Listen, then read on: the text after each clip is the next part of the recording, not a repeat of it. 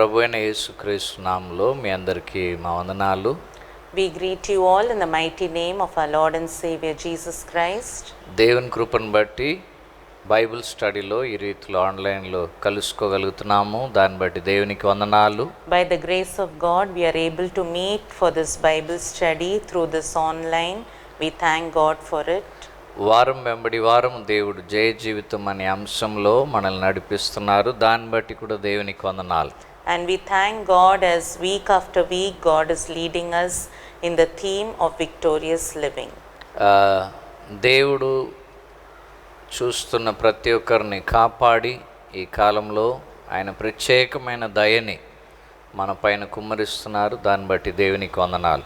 And all those who are watching this, God is really taking care of you and He has preserved you, and we thank God for it.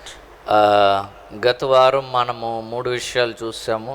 Last week we saw 3 things. దేవుని దయని మనం పొందుకోవడానికి చేయవలసిన 3 విషయాలు సమూయేలు గారు చెప్పింది చూసాం. And we saw the words of Samuel as to how we should receive the favor of God. మొదటిది మరలి రమ్మని. The first thing is to return. రెండవది తీసివేయవలసినవన్నీ తీసివేయమని. Secondly, to remove what has to be removed. మూడవది నిలిచి ఉండమని సహవాసంలో. And the third is to remain in the fellowship. ఈ 3 విషయాలు గత వారం మీరు ఆలోచించారు, ధ్యానించారు, ప్రార్థించారని నమ్ముచున్నాను. And I believe that all through the last week you would have meditated and prayed about these 3 things. ఈ దినము మనము దేవుడు యోనతానికి ఇచ్చిన జయంని గురించి మనం చూడబోతున్నాం. Today we are going to see the victory that God gave Jonathan. మనం ప్రార్థన చేసి మనం బైబిల్ స్టడీలోకి వెళ్దాం. Let us pray and get into the study. పరిశుద్ధుడు అయిన మా తండ్రి, దయగల మా యేసుక్రీస్తు, O Holy Father and gracious Lord Jesus Christ, నీ వాక్యముని నేర్చుకొనుటకు మాకు ఇస్తున్న ఈ గొప్ప తరుణంకై వందనాలు. Lord, we thank you for the great opportunity you have given to learn from thy word. నీ వాక్యమే మాకు వెలుగై ఉన్నది. Your word is the light to us. నీ వాక్యమే తండ్రి మాకు అద్దం వలె ఉన్నది. Your word is like the mirror to us. మా జీవితాన్ని చక్కగా మేము నీ వాక్యపు వెలుగులో చూసుకొని మేము దిద్దుకొనుటకు నీ వాక్యం సహాయం చేసేదై ఉన్నది. And Lord, your word is helping us to, Lord, to examine our lives in the light of the word of God. తండ్రి, మా జీవితంలో ఓటములు ఎక్కడెక్కడ వచ్చినాయో వాటన్ని విషయమై మేము జయం పొందుకోవడానికి సహాయకరంగా ఉన్నందుకు వందనాలు. Lord, we thank you for your word is helping us to, Lord, turn the defeats that we have faced in our life, to turn that defeat into victory. ప్రతి వారం మాకు బోధిస్తున్నందుకు వందనాలు. Every week you are teaching us. We thank you for it. ఈ వారం కూడా యోనతానికి మీరు అనుగ్రహించిన జయంని గురించి మేము చూడుటకు మాకు సహాయం చేయండి. Even this week, Lord, help us to see the victory that you gave Jonathan. ఆ ప్రిన్సిపల్స్ని మా జీవితంలో మేము అప్లై చేసుకొని మేము కూడా జయంని చూడటకు సహాయం చేయండి. Lord, help us to apply those principles in our life and also help us to receive the victory. ఈ వాక్యం చూస్తున్న ఎవరికి ఎటువంటి ఆటంకం కలగకుండా మీరు కాపాడమని వేడుకుంటున్నాం. All those who are watching this, Lord, let there be no hindrance in their lives. ఈ వాక్యంని చూస్తున్నప్పుడే తండ్రి వారు ఉజ్జీవింపబడాలని ప్రార్థిస్తున్నాను. Lord, I pray that even as they see or watch this, the revival should come into them. నాకు కూడా దేవుడు జయం ఇస్తాడు అనే నిశ్చయత వారిలోకి రావాలని వేడుకుంటున్నాను. Lord, I pray that the assurance of victory will come into their hearts. యేసుక్రీస్తు నామములో అడుగుచున్నాను తండ్రి. In Jesus Christ's name we pray. Amen. Amen. మనము సమూయేలు రాసిన మొదటి గ్రంథము 13-14 అధ్యాయాల్లో ఈ విషయాన్ని మనం చూడబోతున్నాం. These things we are going to see in 1 Samuel chapter 13 and 14. మొదట మనము సమూయేలు రాసిన మొదటి గ్రంథము 13వ అధ్యాయము. First we'll go to 1 Samuel chapter 13. అక్కడ జరిగిన సంఘటన యొక్క బ్యాక్గ్రౌండ్ని మనం చూద్దాం. Let us see the background of what happened there. సౌలు రాజుగా ఎన్నిక పడ్డాడు. Saul was chosen as the king. ఆయన యుద్ధానికి రెడీ అవుతున్నారు. He was preparing for the battle. 3000 మందిని ఆయన ఎన్నుకున్నాడు. He chose 3000 men. అది 2వ వచనంలో ఉన్నది. It is in the 2nd verse. సౌలుతో 2000 మంది మిక్మాష్లో ఉన్నారు. And with Saul there were 2000 people in Michmash. యోనతాన్తో 1000 మంది గిబియాలో ఉన్నారు. And with Jonathan there were 1000 people in Gibeah. యోనతాను గిబియాలో వెళ్ళి ఫిలిస్తీన్ల గ్యారిసన్లో వెళ్ళి కొంతమందిని హతం చేశాడు. And we see that Jonathan smote the garrison of the Philistines. అప్పుడు సౌలు బూర ఊది హెబ్రీలందరికీ వినిపింపబడినట్టు యూదులందరినీ పిలిపించాడు, ఇశ్రాయేల్ ప్రజలందరినీ. Then Saul blew the trumpet throughout the land and he called all the Jews to come there. అయితే ఫిలిస్తీన్లు ఏం చేశారంటే వారు కూడా యుద్ధానికి రెడీ అయి వచ్చేసారు. What happened is even the Philistines prepared for battle and came. ఒక 30,000 రథాలు, 30,000 chariots, 6,000 మంది గుర్రము నడిపేవారు, and 6,000 horsemen. ప్రజలేమో ఇస్కరేను వలె ఉన్నారని 5వ వచనంలో మనం చూస్తున్నాం. And in the 5th verse what we see is the people were like the sand on the seashore. వారందరూ వచ్చి మిక్మాష్లో వారు దిగారు యుద్ధానికి. They all came and they camped at Michmash. యోనతాను యుద్ధాన్ని ప్రారంభించాడు. And Jonathan started the battle. అయితే సమూయేలు తన గ్రంథంలో ఒక విషయాన్ని రాస్తున్నాడు.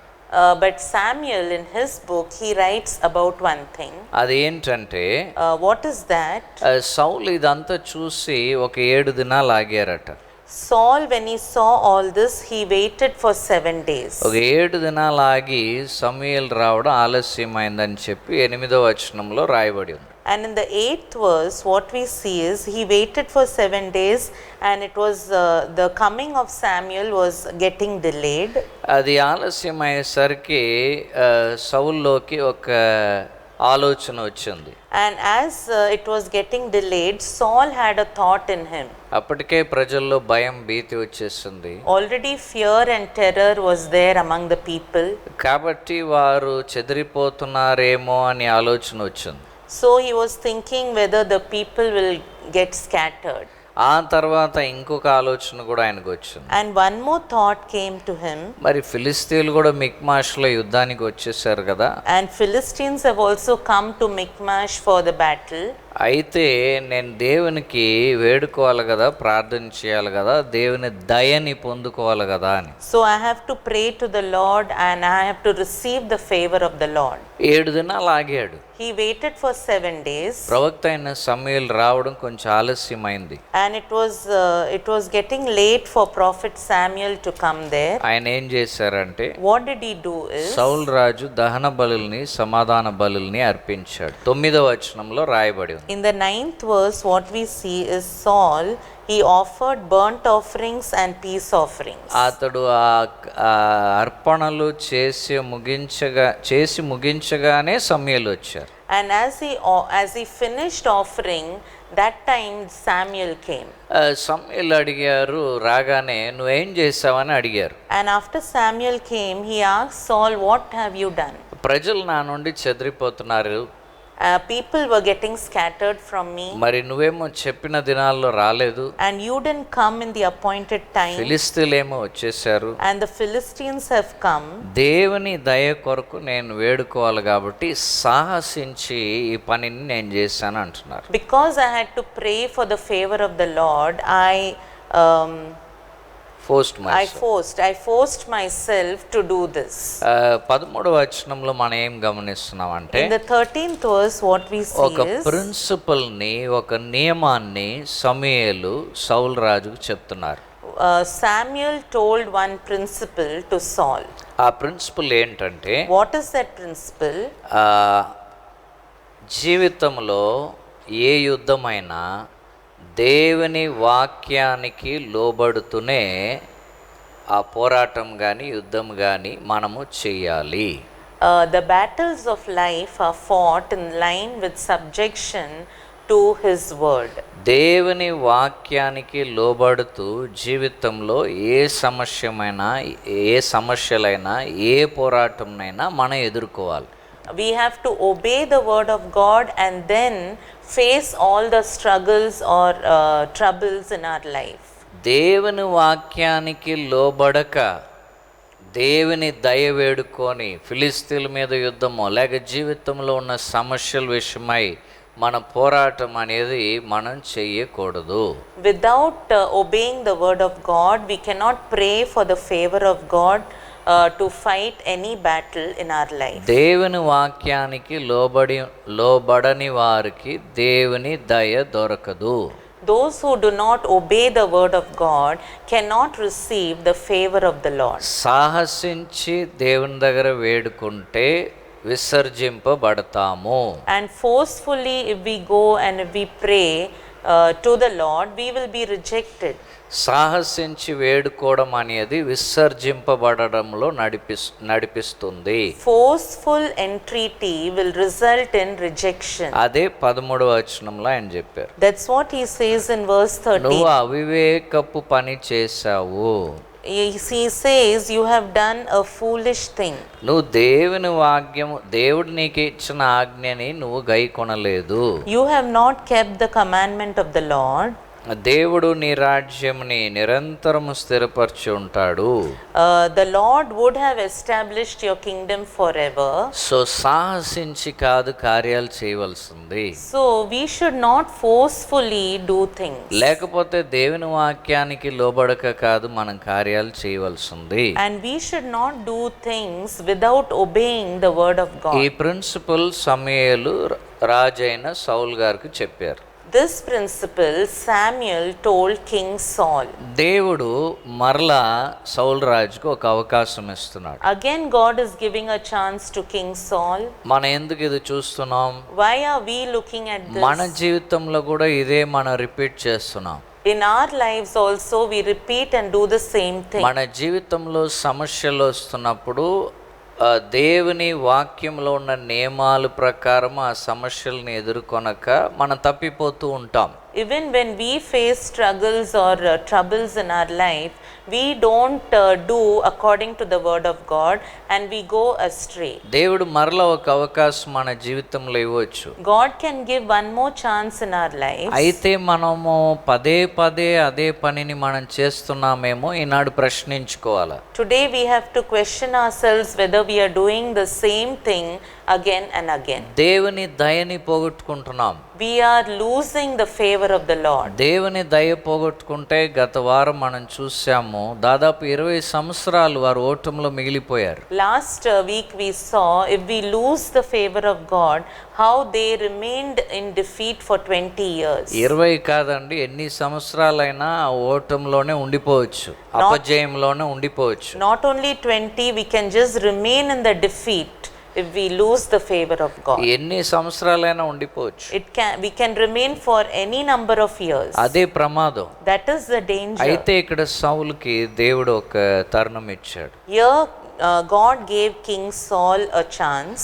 అది సమూయేలు రాసిన మొదటి గ్రంథం 15వ అధ్యాయంలో ఉన్నది. And that we see in 1 Samuel chapter 15.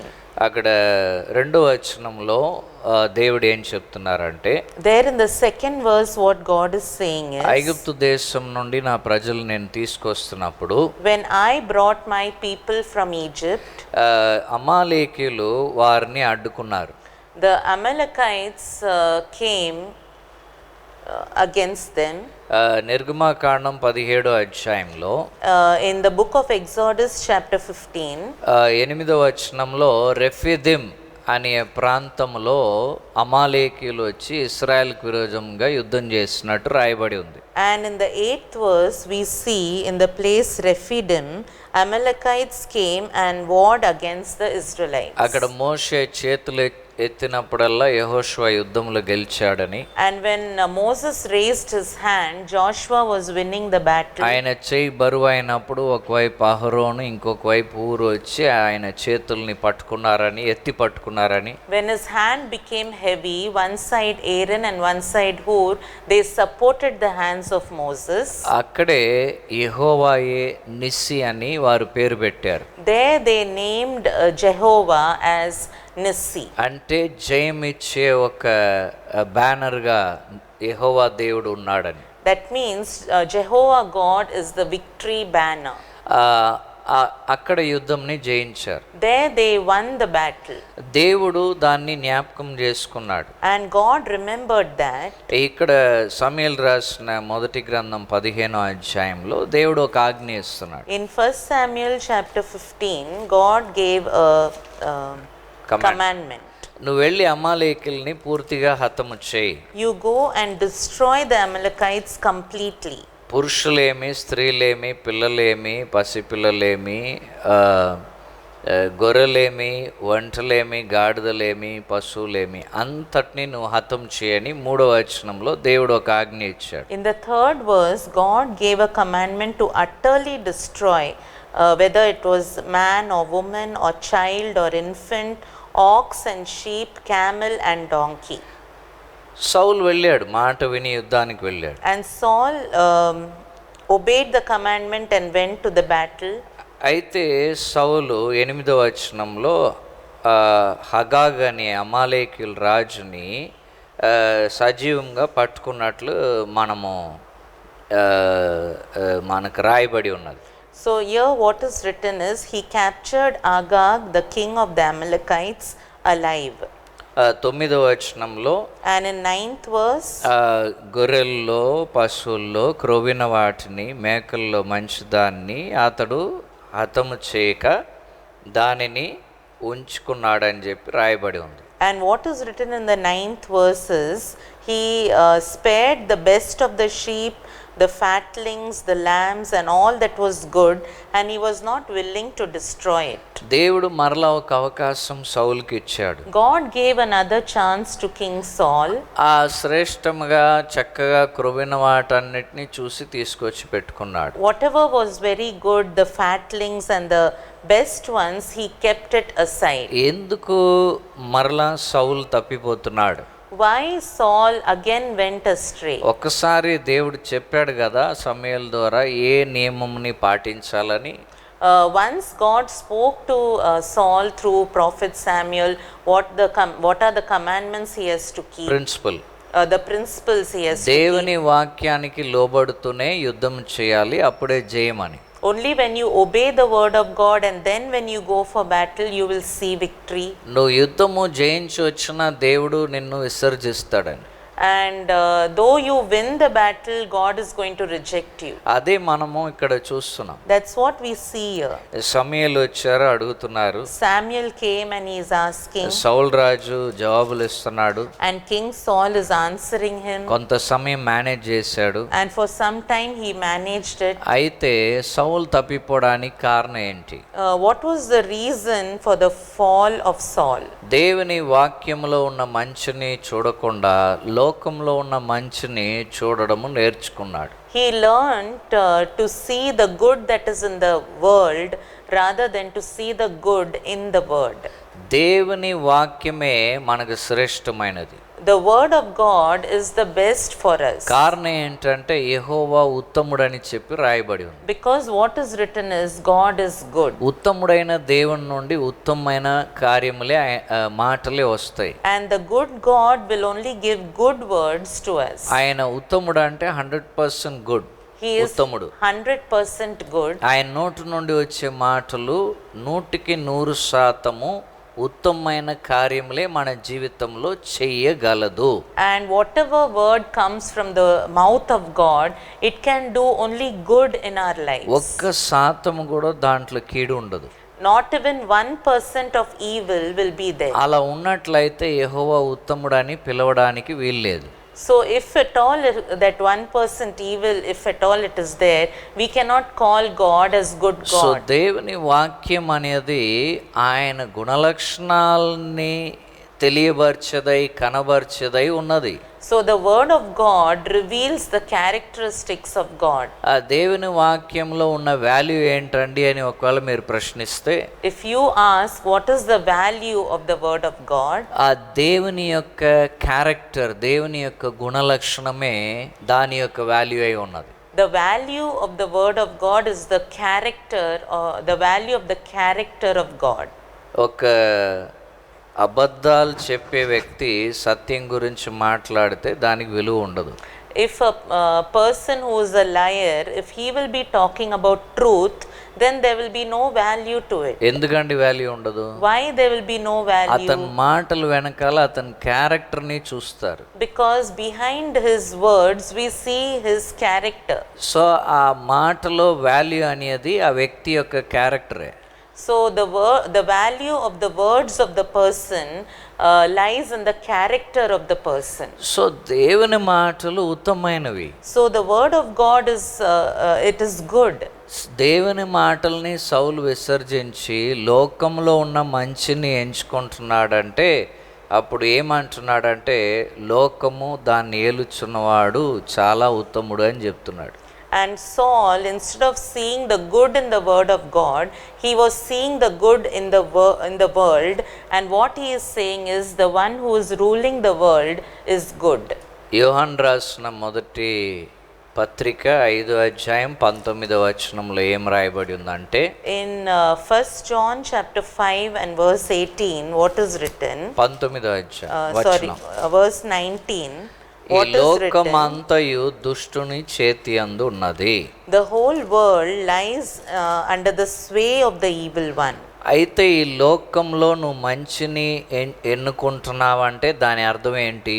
And if you will choose good from the world, what does it mean? అంటే దేవుని వాక్యాన్ని పక్కన పెట్టి లోకంలో నువ్వు మంచిని ఎన్నుకుంటున్నావంటే దాంట్లో అర్థం ఏంటి?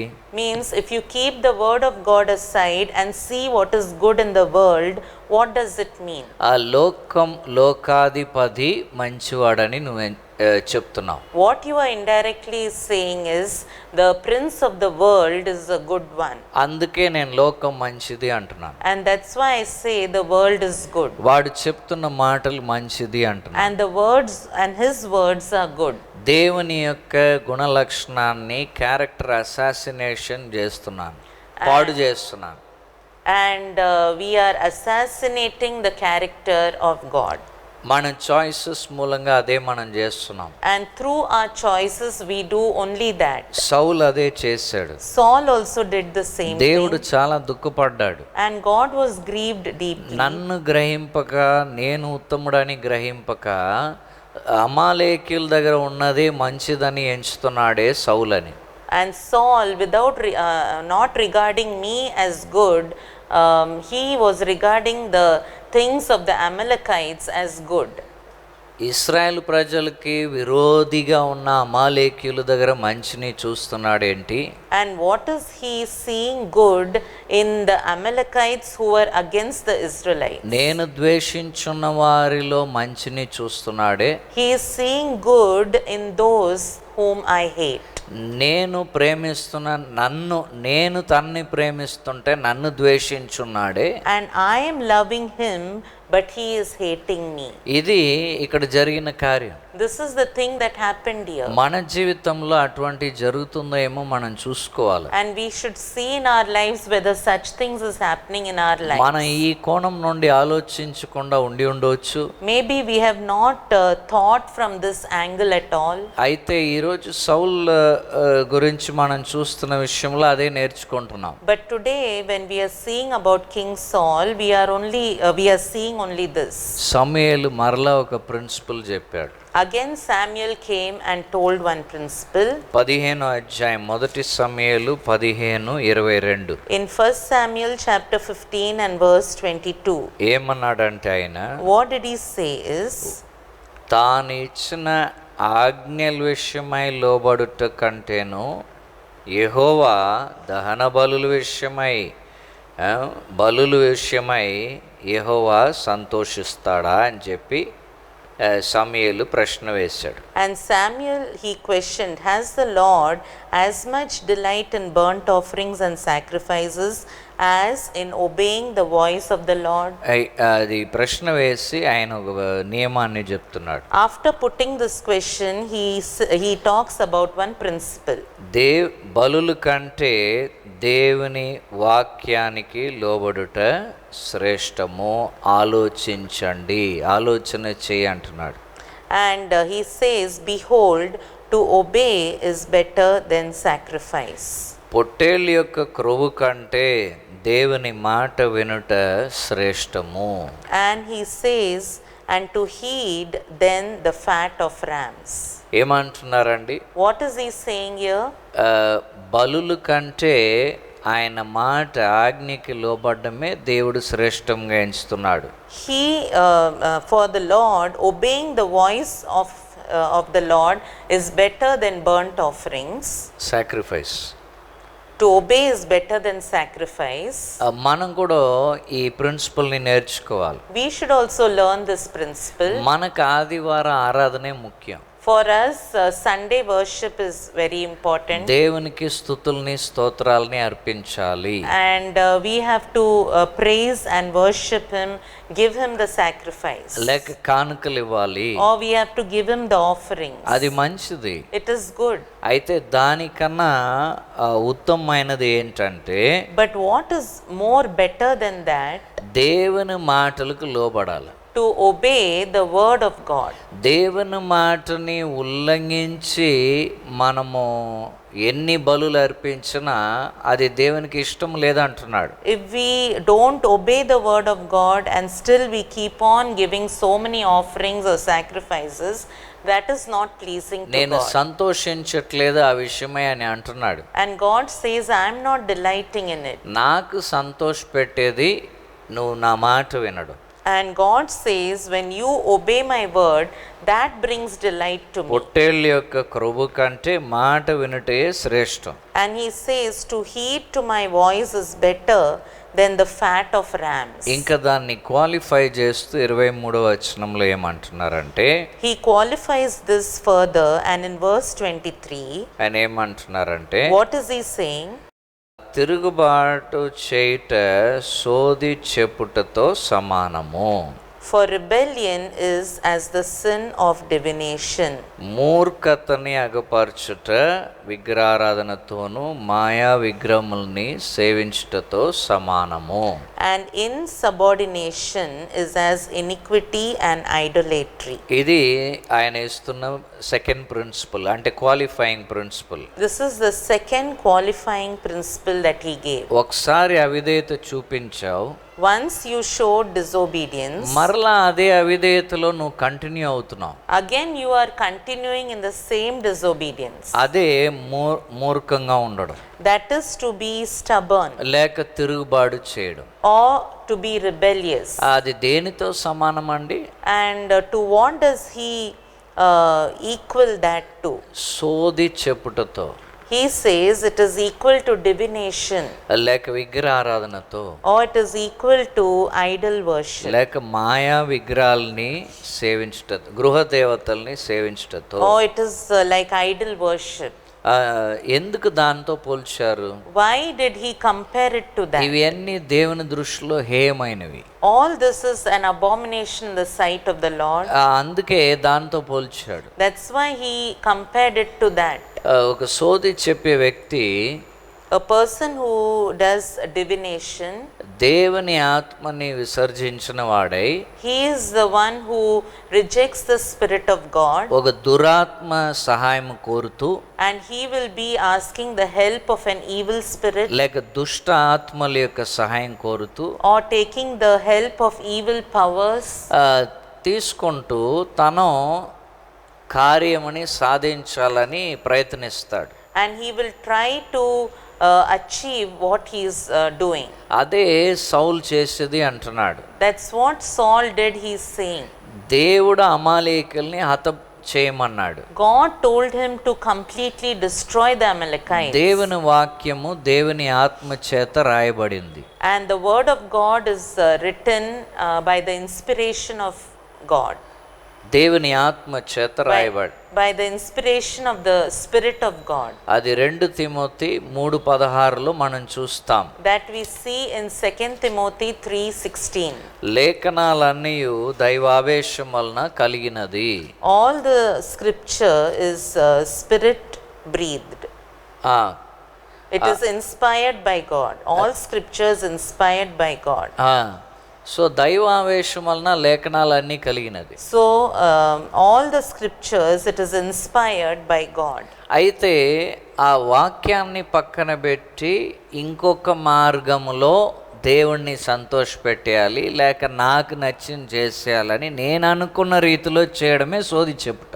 If we keep the word of God aside and do things in our own way to please God, that is equal to divination. ఇది అవిధేయత కాదు. This is not disobedience. ఇది దేవుని దృష్టిలో ఇది కీడుని జరిగించడం.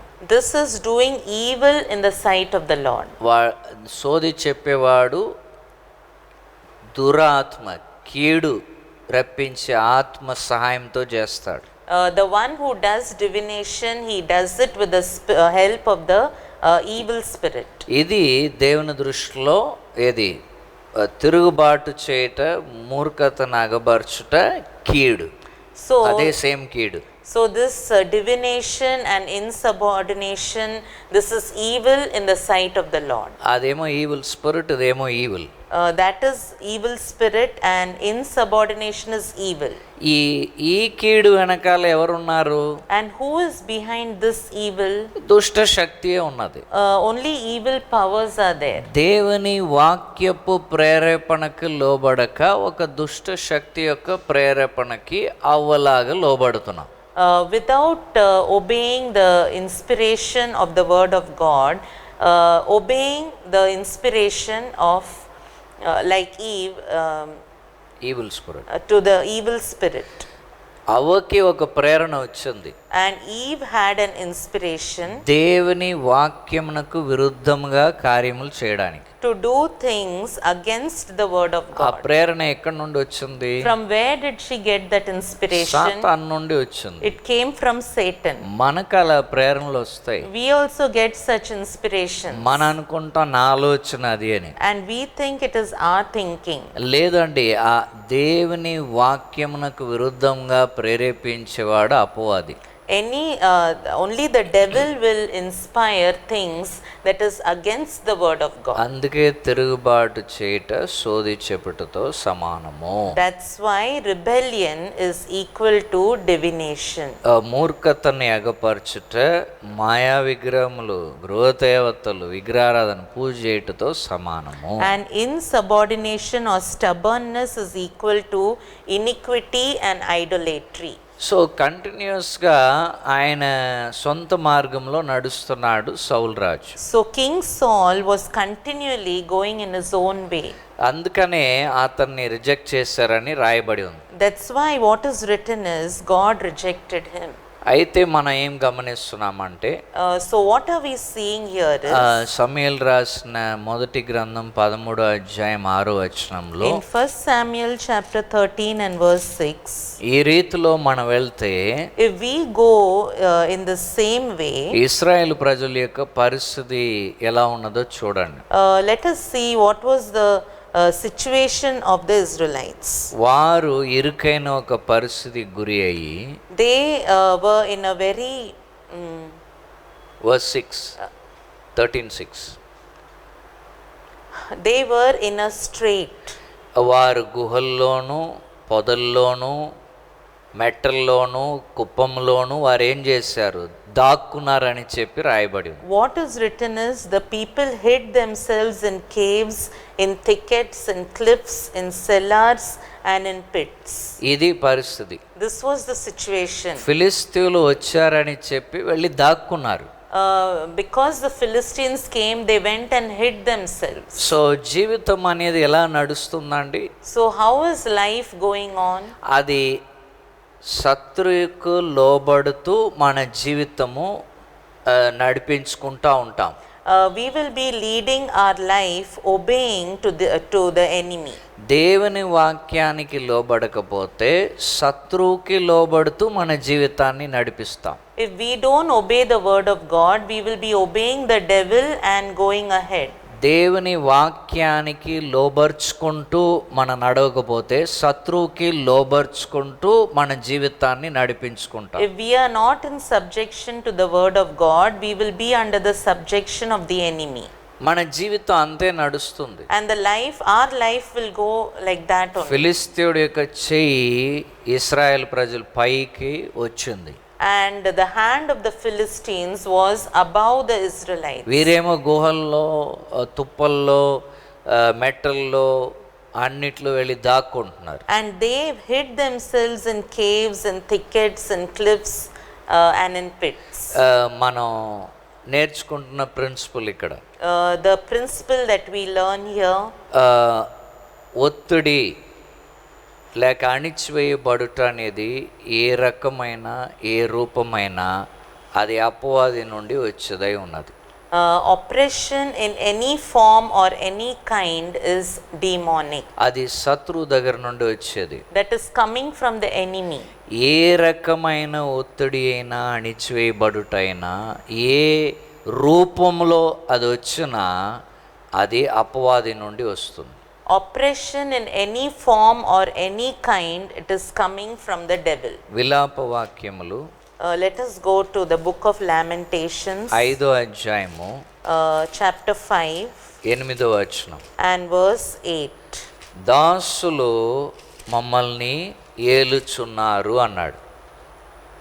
Here what is వారి said is, చేతి నుండి రక్షించుటకు ఎవరు లేరని. slaves rule over us and there is no one to deliver us from their hand. ఎప్పుడండి ఈ విలపించడం ప్రారంభించాడు ఇర్మియా? When did Jeremiah started lamenting? యూదా వారు దేవుని ప్లాన్ వద్దని వెళ్ళిపోయారు కాబట్టి. Because the people of Judah, they didn't want the plan of God. వారు సొంత ప్లాన్లో వెళ్ళారు. They went in their own plan. లోబడక వెళ్ళారు. They went without obeying. అందువలన ఏం జరిగిందంటే So what happened is, దాసులు ఏలడం మొదలు పెట్టారు. slaves were ruling over them. అంటే అణిచివేయబడుతూ ఉన్నారు. That means they were being oppressed. ఇది ఇర్మియా యొక్క విలాపం. This was the lamenting of Jeremiah. Zechariah గ్రంథము 11వ అధ్యాయం 6వ వచనంకి మనం వస్తే, If we come to the book of Zechariah, 11th chapter and 6th verse, దేవుని యొక్క కోపం అనేది మనుషుల మీదకి వచ్చినప్పుడు when the wrath of God comes on the people, ఆయన ఏమంటున్నారంటే, what he is saying is, ఒక్క మనిషిని ఇంకొక మనిషి హస్తమునకు నేను అప్పగిస్తాను. he says, I will give one man into the power of another man. రాజుల యొక్క చేతికి అప్పగిస్తాను. I will give them up over to the power of kings. వారి చేతి నుండి నేను వారిని విడిపించను. And I will not deliver them from their power. ఈనాడు ఒత్తిడి అణిచివేయబడుట అనేది ఎందుకు జరుగుతుంది? Today, why this oppression is taking place? ఈ కరోనా వైరస్ అనే మహమ్మారి ఉంటుంది మన దేశంలో ఇప్పుడు. Now in our country also there is the pandemic of coronavirus. ఏం జరుగుతుంది? What is happening? Indian medical association ఉంది. Indian Medical Association is there. వారు ఏం చేస్తున్నారు? What are they doing? వారు తీసుకోవాల్సిన చర్యలు తీసుకోవట్లేదు. They are not taking the necessary steps they have to take. అధికారులు ఉన్నారు. The authorities are there. వారు నెసరీ స్టెప్స్ తీసుకోవట్లేదు. They are also not taking necessary steps. అయితే ప్రకటన మాత్రం జరుగుతుంది. But only the things are being announced. ఇది ready, ఇది చేస్తాం, అది చేస్తాం, అది చేస్తాం అని. They say this is ready, we are going to do this, we are going to do that. అయితే మనం ఏం చేయబడుతున్నాం? But what are we going through? ఈ వైరస్ ఏమో మనుషుల్ని తాకుతా ఉంటే, This virus is affecting the people. మనుషులు భయము భీతిలో ఉంటే, When the people are in fear and terror, ఈ వ్యాధి వచ్చిన వారు కష్టపడతా ఉంటే, and the people who have got affected with this virus, when they are suffering, ఏం జరుగుతుందంటే what is happening is మనము అణిచివేయబడుతున్నాం, we are being oppressed, మనం త్రొక్కబడుతున్నాం. we are being trampled. నువ్వు 5 లక్షలు కడితేనే నువ్వు హాస్పిటల్కి రావాలి, Only if you can pay 5 lakhs, you come to the 3 hospital. లక్షలు కడితేనే నీకు treatment. If you pay 3 lakhs only, the treatment will be given. ఏం జరుగుతుంది? What is happening? హాస్పిటల్ ఉంది, బెడ్ ఉంది, Hospital is there, the bed is there, అయితే అణిచివేయబడుతున్నాం, but we are being oppressed. Control చేయబడుతున్నాం. We are being controlled. ఒక మనిషిని ఇంకో మనిషి కంట్రోల్ చేస్తున్నాడు. One man is controlling another man. Medical system అనేది రోగులందరినీ కంట్రోల్ చేస్తుంది Medical system is controlling the sick people మన దేశంలో. in our country. A system అయినా తీసి చూడండి. Take any system for that matter. System అంటే సిస్టమ్ వెనకాల మనుషులు ఉన్నారు. System means behind the system people are ఆ there. వ్యవస్థ వెనక మనిషి ఉన్నాడు. Behind this organization people are there. ఒకవైపు డాక్టర్లు త్యాగపూరితంగా ప్రాణం కూడా పెట్టేస్తున్నారు. On one side, the doctors are sacrificing nurses their lives. చనిపోతున్నారు. The nurses are dying. ఇంకొక వైపు ఏమో అణిచివేయబడుతున్నాం. And on one side, we are seeing that the people are being oppressed. Control చేయబడుతున్నాం. We are being controlled. ఉన్న treatment మన అందుబాటులో లేదు. And the treatment is not available to us. అందుబాటులో ఉన్నా కానీ అనుభవించే భాగ్యం లేదు. And though available, we are not able to receive it. ఇది దేవుని యొక్క ఉగ్రత. This is the wrath of God. ఇక్కడ అదే మనం చూస్తున్నాం. Here only that we are seeing. మనుషులు చేతిలోకి మనిషిని అప్పగిస్తాడు. He will give people into the hands of other people. మనం ఉన్నది ప్రజాస్వామ్య దేశంలో, We are a democratic country. అయితే ఏం జరుగుతుందండి? But what is happening? అణిచివేయబడుతున్నాం, We are being oppressed. Control చేయబడుతున్నాం. We are being controlled. నాయకులు కంట్రోల్ చేస్తున్నారు. The leaders are controlling. నాయకులు ప్రజా సేవ చేయట్లేదు. Leaders are not serving the people. కారణం ఏంటి? What is the reason? దేవుని కోపము. It is the wrath of God. దేవుడు విడిచిపెడుతున్నాడు. God is leaving the people. దేవుడు మనుషులకు అప్పగిస్తున్నాడు. God is giving people into the hands of other people. అపవాది ఏం చేస్తున్నాడు? And what is the devil doing? చక్కగా ఏలుతున్నాడు. He is ruling nicely. ఈనాడు సంఘము ఏలాలి. Today the church has to rule. పాతాళ ద్వారములు దాని ఎదుట నిలబడకూడదు. The gates of hell should not prevail against it. అయితే సంఘంకు విరోధంగా ఏం జరుగుతుందంటే, But what is happening against the church is పాతాళ ద్వారం నిలబడుతుంది, the gates of hell is prevailing. సంఘం పడిపోతుంది. The church is falling away. యేసు ప్రభు అటువంటి సంఘంని కట్టట్లేదు. But Jesus Christ is not building such a church. దాసులు ఏలకూడదు. Slaves should not rule. సంఘము ఏలుబడి చేయాలి. The church should rule. అపవాది యొక్క ఒత్తిడికి సంఘము గురి కాకూడదు. The church should not be prone to the oppression of the enemy. లోకం యొక్క ఒత్తిడికి సంఘము గురి కాకూడదు. And the church should not be prone to the oppression of the world. లోకముని ఎదిరించి జయించే స్థితిలో సంఘం ఉండాలి. Church should be in a position to face and overcome the world. అయితే మనము సమూయేలు రాసిన మొదటి గ్రంథము 14వ అధ్యాయంకి వస్తే, When we come to 1 Samuel chapter 14, వీరు బాధపడిపోయారు. సమూయేలు చెప్పవలసినవి చెప్పాడు. and they were very grieved. Whatever Samuel had to tell, he told. వారు దాక్కొని ఉన్నారు. And they were hiding. అయితే యోనతాన్ ఏం చేశాడంటే, But Jonathan, what did he do is, ఆయనకి యుద్ధం ఎలా చేయాలని ఒక గ్రహింపులోకి అవగాహనలోకి వచ్చాడు. he came into an understanding of how the battle had to be fought. వాళ్ళ తండ్రి సౌలు ఒక విధానంలో ఆయన ఆలోచన కలిగి ఉన్నాడు. His father Saul was in one thinking. కుమారుడైన యోనతాను యొక్క గ్రహింపు అవగాహన వేరే విధంగా ఉన్నది. And his son Jonathan had a different understanding. అది సమూయేలు రాసిన మొదటి గ్రంథము 14వ అధ్యాయము 6వ వచనంలో మనం చూస్తున్నాం. That we see in 1 Samuel chapter 14 and verse 6. కొద్దిమంది చేతనైనను అనేకులు చేతనైనను యెహోవాకు యెహోవా రక్షించుటకు అడ్డము లేదు అన్నాడు. He said, the Lord is not restrained to save by many or by few. అనేకులు చేతనైనను కొద్దిమంది చేతనైనను రక్షించుటకు యెహోవాకు అడ్డు ఉందా అన్నాడు. He said, the Lord is not restrained to save by many or by few. వారు 30,000 మంది రథాలతో ఉన్నారు ఫిలిస్తీయులు.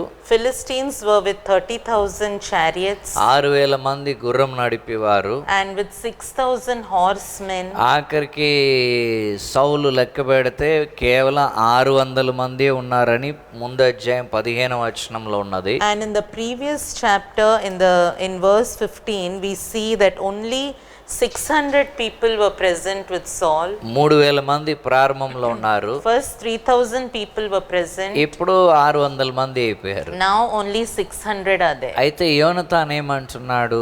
But what Jonathan is saying is, దేవునితో మనం ఉంటే మనమే మెజారిటీ అంటున్నాడు. he says, if we will be with God, we will be the majority. దేవునితో మన ఎప్పుడు కూడా majority. With God we are always a majority. అనేకులు లేదు, కొద్ది మంది లేదు. Not many or few. ఆ సంఖ్యతో సంబంధం లేదు. The number will not matter. చిన్న మందండి, మేము చిన్న సంఘం అండి అని చెప్పొచ్చు. And we can say we are a small church. మేము చిన్న గ్రూప్ అండి. Or we are a very small group. మేము కేవలం 10 మంది విశ్వాసులు ఉన్నామండి. We are only 10 believers. నా ఇంట్లో ఒక్కదాన్నే నమ్ముకున్నానండి, ఒకే ఒక వ్యక్తి నమ్ముకుంటున్నానండి. And I am the only one believing in my house. మా ఊరంతట్లో ఒకే ఒక కుటుంబం అండి. And in the whole village only our family has received. మా రాష్ట్రంలో కొంతమంది క్రైస్తవులు ఉన్నారండి. In our state only few Christians are there. మన భారతదేశంలో ఓన్లీ 2.3% ఉన్నారండి. And in India only 2.3% is there. దేవుడికి అనేకులు అవసరం లేదు, కొద్ది మందితో పని లేదు. And for God whether many are there or few are there doesn't matter. దేవుడు రక్షించాలంటే రక్షిస్తాడు. If the Lord has to save, he will save. దేవుడు నిన్ను వాడుకోవాలంటే వాడుకొని జయం ఇస్తాడు. If God has to use you, he will use you and give the చిన్న victory. మందైనా పర్వాలేదు. Though it is a small flock, it is okay. మీరు చిన్న సంఘమైనా పర్వాలేదు సంఖ్యలో. If you are a small church in number, it is okay. మీరు ఒక్కరే మీ ఇంటి సమస్యని ఎదుర్కొంటూ పోరాడుతూ ఉన్నారా పర్వాలేదు. Only you are facing all the problems and only you are battling with those problems, it is okay. లేకపోతే నా ఒక్క వ్యక్తికే ఇన్ని సమస్యలు వచ్చాయండి అని మీరు చెప్తున్నారా పర్వాలేదు. If you say for me alone I have so many problems, it is okay. మీతో దేవుడు ఉంటే మీకు రక్షణ. If God is with you, you will have deliverance. యోనతాను ఆ గ్రహింపులోకి వచ్చాడు. And Jonathan came into that understanding. దేవుడు ఉంటే రక్షణ కలుగుతుంది. If God is there, then salvation will come. దావీదుకి ఏంటండి అవగాహన? What understanding came to David? యుద్ధం గురించిన అవగాహన ఏంటి ఆయనకి? What was the understanding about the battle? యెహోవా ఉంటే నేను యుద్ధాన్ని జయిస్తాను. If Jehovah is with me, I will win the battle. అవతల గోలియాతు ఉన్నాడో ఎవరున్నారో అనవసరం. Whether in the opposite side Goliath is there or any other person. యోనతానుకున్న అదే అవగాహన దావీదు కూడా కలిగి ఉన్నాడు. And the same understanding of Jonathan even David had. అందుకే వారిద్దరూ స్నేహితులయ్యారు. That's why they both became very close friends. ఒకే మనస్సు, ఒకే ఆత్మ. Because they had same mind and same spirit. ఇదే దేవుణ్ణి బట్టి అది వచ్చింది. And that came because of God. ఈనాడు దేవుడు నీకు తోడై ఉంటే, Today if God is with you, నువ్వు ఒక్క వ్యక్తి అన్ని సమస్యలను ఎదుర్కోవచ్చు. you as one person can face all the problems. దేవుడు నీకు జయమిస్తాడు. God will give you victory. యోనతాను ఆ గ్రహింపులోకి వచ్చాడు. Jonathan came into that understanding. 3,600 అయిపోయింది. 3,000 became 600. వారే 30,000. And they are 30,000. ఇంకొక 6,000 ఉన్నారు. More 6,000. ఇంకా ఇస్కరేణుల్లా ప్రజలు ఉన్నారు. And people are like the sand in the seashore. మరి ఇంతమంది ఉంటే మనకేం పర్వాలేదు. And if so many are there, still it is okay for us. 2.3% చాలా ఎక్కువ. 2.3% is very great. దాంట్లో రోమన్ క్యాథలిక్ వారు కూడా ఉన్నారు. In that even Roman Catholic people are there. దేవుణ్ణి కలిగిన 1% చాలా ఎక్కువ. All the 1% who have God with them is great in number. 138 కోట్లకి 1% దేవునితో ఉంటే చాలా ఎక్కువ. For 138 crores of people, 1% of people who have God with them, it is more than enough. మన దేవుడు రక్షణ కలుగజేస్తాడు. God will bring the salvation. So యోనతాను ఆయుధం మోసేవాడి దగ్గర చెప్పాడు. So Jonathan told the armor bearer, నేను దేవుణ్ణి బట్టి విశ్వాసంతో ముందుకు వెళ్తాను. I will go in faith because of God. దేవుడు రక్షిస్తాడు. God will save. ఆయన అనుకున్నట్లే వారు పిలిచారు 12వ వచనంలో. And in 12th verse they called. వెంటనే 12వ వచనంలో ఆయుధం మోసేవాడిని చూసి యోనతాను అన్నాడు. And immediately Jonathan saw the armor bearer and told him, యెహోవా వారిని ఇశ్రాయేలు ప్రజలకి అప్పగించేశారు అన్నాడు. And he said that God has given up them to the Israelites. ఇశ్రాయేలు చేతికి యెహోవా ఫిలిస్తీయుల్ని అప్పగించేశారని చెప్పాడు. He said Jehovah has given the Philistines in the hands of the Israelites. ఏం చూడకుండానే, without seeing anything, యుద్ధంకు ముందే, even before the battle, దేవుణ్ణి నువ్వు కలిగి ఉంటే, if you have God with you, దేవుడు ఉంటే నాకు చాలని నువ్వు ముందుకు వెళ్తే, if you go ahead thinking God is with me, that is జయముకైన నిశ్చయతని దేవుడు నీకు ఇస్తాడు. God will give you the assurance of victory. యేసుక్రీస్తు సిలువలో అపవాదిని పరిపూర్ణంగా ఓడించాడు. Jesus Christ on the cross, he defeated the enemy completely. ఆ యేసుక్రీస్తు చిందించిన రక్తమును బట్టి నూతన నిబంధనలో నువ్వు ప్రవేశించి ఉంటే, and if you have entered into the new covenant through the blood of Jesus Christ, నీకు తెలుసు జయం అనేది నిశ్చయం. you know that the victory is definite. ఆ యుద్ధం అనేది ఆల్రెడీ ప్రభు గెలిచాడు. And the war, Jesus Christ has won it already. ఇప్పుడు నేను వెళ్ళి దాన్ని స్వతంత్రించుకోవాలి. Now I have to go and inherit it. యోనతానుకి అదే అర్థమైంది. Jonathan understood that. దేవుడు ఇశ్రాయేల్ ప్రజల చేతికి ఇచ్చేశాడు. And God has given them into the hands of the Israelites. నేను వెళ్ళి స్వతంత్రించుకోవాలి. I have to go and inherit it. So ఆయన ముందుకు వెళ్ళాడు. So he went ahead. ఒక ఎకరం ల్యాండ్ లోనే 20 మందిని హతం చేశారని రాయబడి ఉంది. In 1 acre land he destroyed 20 people. 15వ వచనం వచ్చేసరికి, And in verse 15, ఆ కావలి వారేంటి, దోపుడు వారేంటి, వారు వణకడం ప్రారంభించారని. we see that the garrison and the raiders, they were trembling. ఆ దండులో ఉన్నవారు, పొలములో ఉన్నవారు భయముతో వణకడం, మహాభయముతో వణకడం ప్రారంభించారు. Those who were in the camp, those who were in the field, they were trembling with fear. భూమి ఏం చేసిందండి? కంపించింది. And what happened to the earth? It quaked. అప్పుడు వారు ఏం తెలుసుకున్నారండి? Then what they came to ఇది know, దేవుని నుండి వచ్చినదని వారు తెలుసుకున్నారు. they came to know that this is from the Lord. మనం చూస్తున్న జయాలన్నిటిలోనూ, And in whatever victories that we are seeing, జయ జీవితం అనే బైబిల్ స్టడీలో మనం చూస్తున్న వాటన్నిటిలోనూ, in the Bible study of victorious living, all the victories that we are seeing, దేవుడు involve అవుతున్నాడు. God is getting involved. ఆ దేవుడు ఇన్వాల్వ్ అయ్యాడని శత్రు శత్రువులు తెలుసుకున్నారు. And the enemy knew that God is getting involved. ఇక్కడ ఇది దేవుని నుండి వచ్చిన భయం భీతి, భూమి కంపిస్తుంది అంటే దేవుని నుండి అని తెలుసుకున్నారు. And they saw the earth was quaking, and they saw the fear, the trembling. They understood that this is from God. అపవాదికి తెలుసు, The devil knows it very నువ్వు well. నూతన నిబంధన యేసు రక్తమును బట్టి నిబంధనలో ప్రవేశించావని.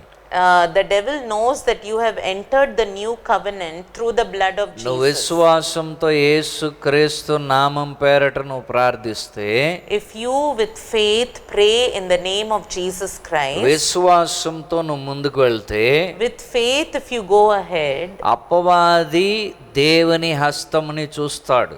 the devil will see the hand of God. యేసు క్రీస్తు నామములో ఉన్న శక్తిని చూస్తాడు. He will see the power in the name of Jesus ఆ Christ. నామంని ఉచ్చరించగానే క్రీస్తు చేసే కార్యాలన్నిటినీ చూస్తాడు. And as soon as we utter that name, he sees the works of Jesus Christ. ఇది దయ్యాలని వెళ్ళగొడుతున్నప్పుడు ఎప్పుడు కనబడి చూసే విషయం ఇది. And this is the thing that we see whenever we cast out demons. యేసు క్రీస్తు నామంలో అనగానే As soon as in the name of Jesus we మన say, ఈ కళ్ళతో చూడనిది what we cannot see with this eyes, అపవాది చూస్తాడు. the devil is seeing.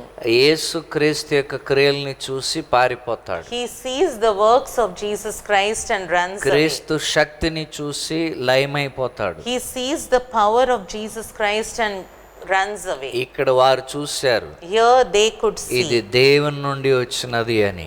and this is from the Lord. ఆ దినం ఏం జరిగింది?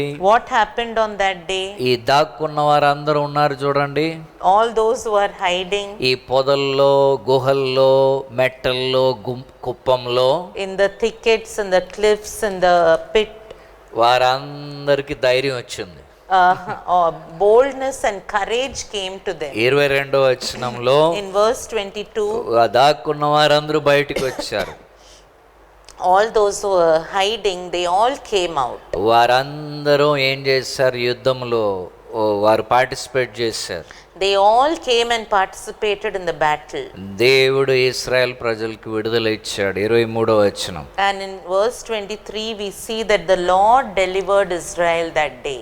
దేవునితో జీవితంలో ఉన్న పోరాటముల్ని మనం ఎదుర్కొంటే నిశ్చయముగా జయముని మనం పొందుకుంటాం.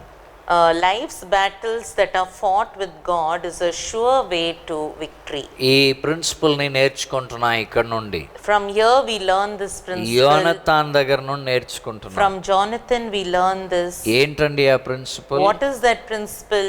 దేవునితో జీవితంలో ఏ పోరాటముని ఎదుర్కొన్నా జయం అనేది నిశ్చయము.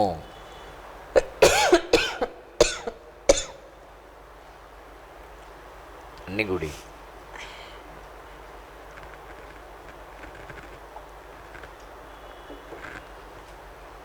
ఏంటండి మనం నేర్చుకుంటున్నాం? What are we learning from here? దేవునితో జీవితంలో ఏ పోరాటముని ఎదుర్కొన్నా జయం అనేది నిశ్చయము.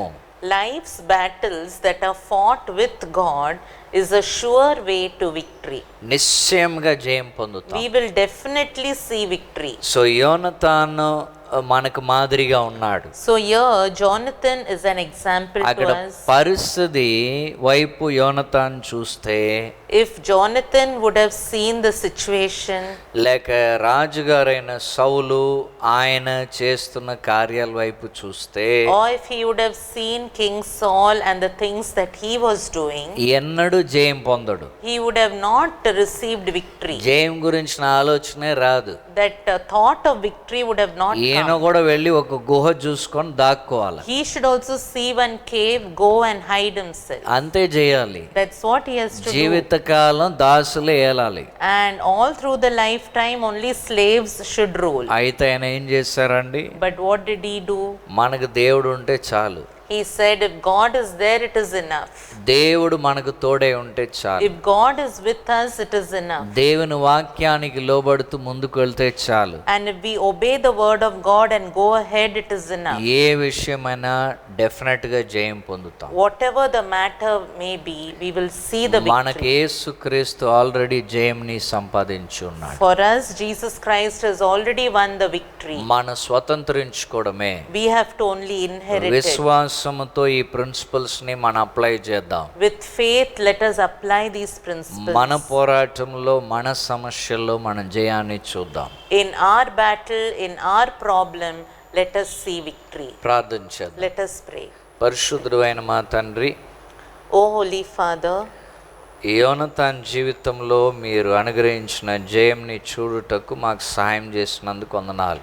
Lord, we thank you for enabling us to see the victory in Jonathan's life. ఒక సమస్య వచ్చినప్పుడు ఎలాగ దాన్ని ఎదుర్కోవాలనే గ్రహింపు యోనతాన్కి ఇచ్చావు.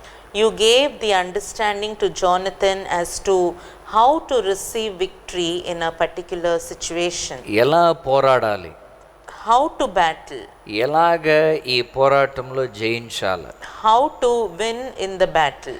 ఇది యోనతాన్ గ్రహించుకున్నాడు. This Jonathan understood. ఆయన తండ్రి అయిన సౌలు అయితే But his father Saul, లోకానుసారంగా తండ్రి ముందుకు వెళ్ళాడు. he went in a worldly way. పైన చూస్తూ ముందుకు వెళ్ళాడు. He saw externally and he went ahead. సాహసించి కార్యములు చేశాడు. And he forcefully did certain things. అవకాశం ఇచ్చిన మరలా తండ్రి తప్పు చేశాడు. Though he was given the chance again, he repeated his mistake. అందువలన తండ్రి నీ చేత విసర్జింపబడ్డాడు. That's why he was rejected by you. జయం పొందాడు కానీ నువ్వు త్రోసివేశావు. He won the battle, but you rejected him. మేము కూడా కొన్ని విషయాల్లో జయించామని అనుకుంటాం. Lord, we also think that we have won the battle in certain things. సాధించామని అనుకుంటాం. We think that we have achieved certain ఈ things. ప్రాబ్లం ని చక్కగా సాల్వ్ చేసుకున్నామని అనుకుంటాం. And we think that we have solved this problem very nicely. అయితే నీ దృష్టిలో తండ్రి విసర్జింపబడిన వారమై ఉంటున్నాం. But Lord, in your sight, we are rejected. అది నీకు ఇష్టం లేదు. Lord, that is not pleasing to you. సౌలు బ్రతుకు కాలము బ్రతికినా గాని తండ్రి నీ చేత విసర్జింపబడ్డాడు. Lord, though he lived his life, Saul was rejected by you. సింహాసనంలో ఉన్నా గాని నీ చేత విసర్జింపబడ్డాడు. Though he was on the throne, he was rejected by you. దురాత్మ చేత నడిపింపబడ్డాడు. He was led by the evil spirit. దురాత్మ యొక్క ఏలుబడి క్రింద వచ్చాడు. He came under the rule of the evil spirit. జీవితకాలం అంతే ఉన్నాడు. And all through his life he remained like that. అన్ని తప్పు నిర్ణయాలు తీసుకున్నాడు. He was taking all wrong ఆ decisions దుష్టుని యొక్క ప్రేరణ బట్టి. because of the inspiration of the evil one. అందువలన తండ్రి అతని కుమారులు ఒకే దినంన చనిపోయారు. That's why, Lord, he and all his sons died on the same day. కొన్నిసార్లు మేము జయం పొందామని అనుకుంటాం. Lord, sometimes we think that we have received victory. మేము సాధించామని అనుకుంటాం. We think that we have achieved. అయితే అపవాదికి మేము చోటిస్తున్నాం. But Lord, we are giving place to the evil one. అపవాది ఏలుబడి క్రింద వెళ్ళిపోతున్నాం. And we are going under the rule of the evil one. అపవాది యొక్క కంట్రోల్లోకి వచ్చేస్తున్నాం. And we come in under the control of the evil one. దాని వలన ఏ ప్రయోజనం లేదు కదా. And Lord, that will not benefit us. నీతో మేముంటే, Lord, if we will be with you, నీ మాటకు లోబడితే, if we will obey your word. దేవునికి అనేకులు లేదు, కొద్ది మంది లేదు. For God, it is not many people or few people. దేవుని బలముని శక్తిని మేము కొలిసి తెలుసుకోలేము. We cannot measure the power of God. అవును తండ్రి, నువ్వు సర్వశక్తి గల దేవుడవు. Lord, you are the almighty నువ్వు God. పరిస్థితుల పైన మనుషుల పైన ఏలుచున్న దేవుడవు. Lord, you are the one who rules over situations and people. అందువలన మేము జయించగలం. And that's why we can win. యేసుక్రీస్తు సిలువలో అపవాది తలని చితకొట్టాడు కాబట్టి మేము జయించగలము. And we can win because the Lord has trampled the head of the enemy. యేసుక్రీస్తు అపవాది తలని చితకొట్టాడు కాబట్టి జయించగలం. Jesus Christ destroyed the head of the enemy. అందుకే మేము జయించగలము. That's why we can win the victory. చిన్న మందైనా జయించగలము. Though we are a small flock, we can win. చిన్న సంఘమైన మేము జయించగలము. Though we are a small church, we can win. ఎంతటి సమస్య అయినా మేము జయించగలము. We can win whatever the problem may be. Patala ద్వారములు నిలబడకూడదు. The gates of hell should not prevail. ఇదిగో నీ వాక్యమందు విశ్వాసం దయచేయండి. Lord, give us faith in the word of నీ God. వాక్యం వెనకాల మీ యొక్క క్యారెక్టర్ లక్షణం గుణలక్షణం కనబడుతుందని మేము గ్రహించడానికి సహాయం చేయండి. Lord, help us to understand that behind your word there is the character of God. మీరున్నారు మీ వాక్యం వెనకాల. You are there behind your word. అందుకే మేము నమ్ముచున్నాము. That's why we believe. సంఘంని దీవించండి. Lord, bless the ఈ church. చూస్తున్న ప్రతి ఒక్కరిని దీవించండి. All those who are watching this, bless వారి them, Lord. క్రీస్తుతో జయములో నడువుటకు సహాయం చేయండి. Help them to walk with Christ in victory. అన్ని పరిస్థితుల్లోనూ In all situations. మీరు నడిపించండి. Lord, you lead us. విశ్వాసం ధైర్యం దయచేయండి. Lord, give faith and courage. ఆశీర్వదించండి. Lord, you bless them. యేసుక్రీస్తు నామములో అడుగుచున్నాం తండ్రి. In Jesus Christ's name we pray. Amen. Amen. Amen. God bless you all. Thank you all. Thank you. దేవుని చిత్తమైతే వచ్చే వారం మనం కలుసుకుందాం.